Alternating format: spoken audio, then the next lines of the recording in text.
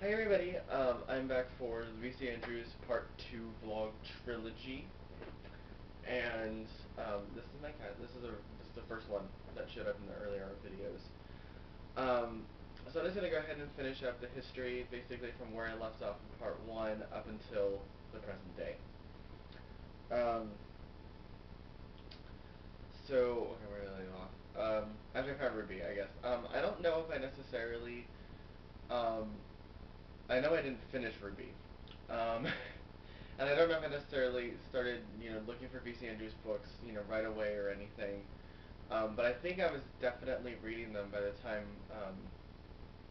junior year came around. And I will admit it, I'm kind of shallow. I was shallow when it came to the covers. The older ones looked really creepy, and I didn't like them because they have because they're like the ones with like the black background and then like the creepy pale children, pale white people thing, and then it's just like I don't know, I just didn't like it. It was just like it was this is really creepy. So I started reading the ones that had the prettier covers, like basically the Logan series and the Hudson series and the Wildflowers and Orphan series, miniseries, and all of that, because they had prettier covers. They were colorful, and they had normal-looking people on there, which was always good. So that's why I never read any classic VC Andrews, because the ones that I always saw were, they had like creepy people on the cover, and I didn't like that. So, but we all do it. We all do it. Um, we all judge covers. Even if you don't want to admit it, you do. And so yeah, I just read them. I VC became like basically one of my two favorite authors at that moment in time. Uh, and I think it was so it was VC Andrews and Terry Pratchett. And at that time, before I even knew anything, I didn't know about the YA section or anything like that. When I found an author that I really enjoyed, I basically read all of their stuff. And um, because I don't know, I just didn't know how to look around and browse for books and that sort of thing. So I just kind of stuck with one author and then bam, and then just read all their stuff. Luckily, both Terry Pratchett and V.C. Andrews had a slew of books already out, so it really helped. Um, and it wasn't until like 2004 that I started reading Van Cabinet books and all of that. And then I started getting into YA. But so I read all of them, and then I don't know, and then I got to college, and it was just really hard for me to um, read books generally, um, because I was getting adjusted. I was working on stage crew, and I had classes to go to. Um, well, except for math class, which I ended up. I think I probably only went to like 10 times the entire semester. Um, it was really early in the morning. It was at 9 a.m. I just couldn't handle that. It's too early. So I ended up failing that class. That wasn't good, so I had to retake it. But that was okay because I did really well when I retook it.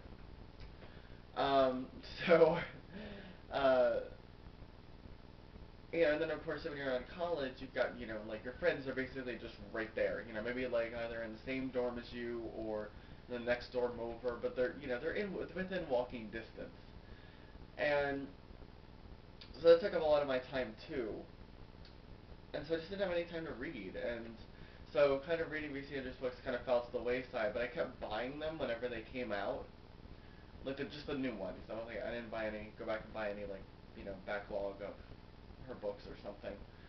And then eventually I just decided I was just like I got to I think I had bought Girl in the Shadows, and I was just like I haven't read like any of these books for a while. Like I think at that point, yeah, there was a I hadn't finished the second book in the Gemini series, and and I had the third one, and I had the two books in the Shadows series, and I was just like, I need to just stop buying them.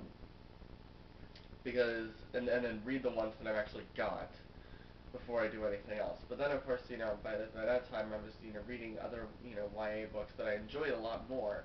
And it actually kind of pained me to go back.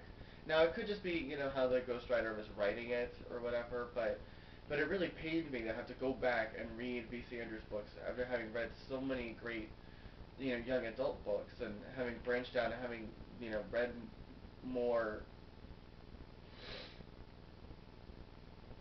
well-written books.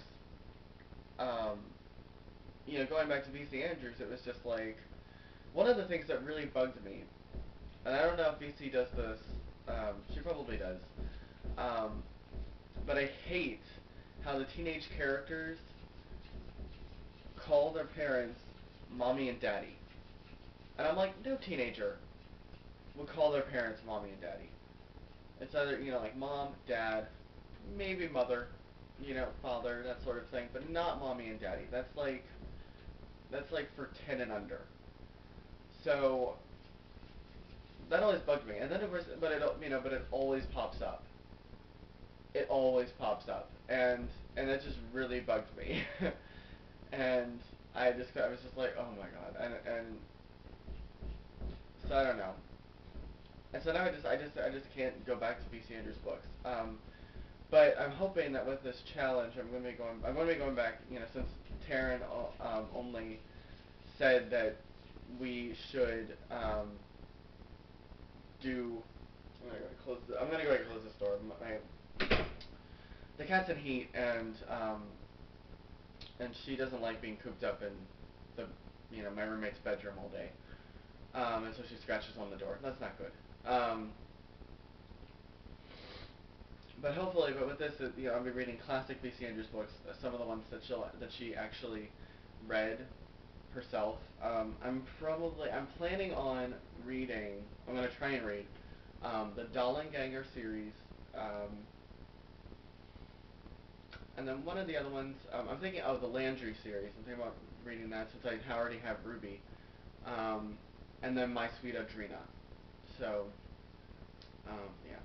Oh, and I know I said, actually, so that basically concludes the history. I haven't read any B.C. Andrews for the longest time. It's been a couple of years. So, we'll see how this goes. But I'm a secret participant because I don't know if I'll be able to get around to it or not. So, keep it a secret. Um, and I know I said that I was going to show you guys the copy of Ruby that I got, but I decided no. So I'm going to show it to you in part 3 when I show you my entire collection, which you can probably see behind me on this bookcase here. Some of them are up there on the top shelf, and then all of the rest are down here. So, yes. So I'm going to show to you my collection. I've got a lot. And I'll be showing you like the step back covers and stuff like that. I don't have any like rare ones. I don't have any of like the B.C. Andrews original ones. It's just all the ones from like the Hudson series onward, which is all recent stuff, and that's not exactly terribly, whatever. So I guess that's all for now, and I'll see you guys in part 3 next week.